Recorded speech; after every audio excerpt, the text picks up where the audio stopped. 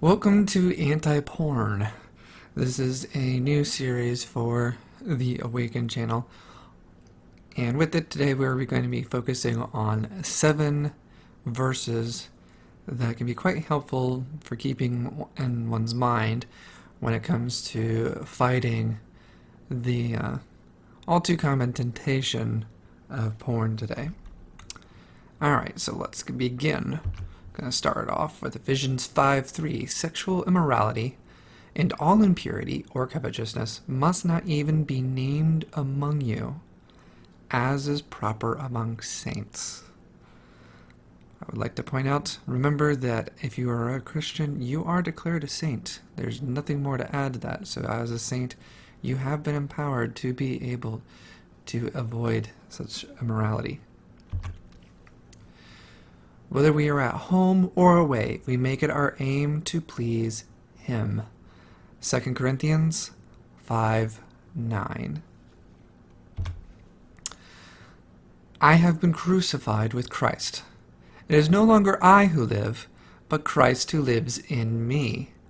And the life I now live in the flesh, I live by faith in the Son of God, who loved me and gave Himself for me.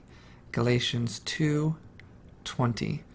Powerful verse for why we have the assurance that we can do what He asks of us. There is therefore now no condemnation for those who are in Christ Jesus. Romans 8:1. Gotta go back and emphasize now, no, emphasis on no condemnation for those who are in Christ Jesus. For freedom, Christ has set us free. Stand firm, therefore, and do not submit again to a yoke of slavery. Galatians 5:1. In other words, don't be like the dog that goes back to its vomit. You've been freed. You do not have to be stuck with those kind of actions.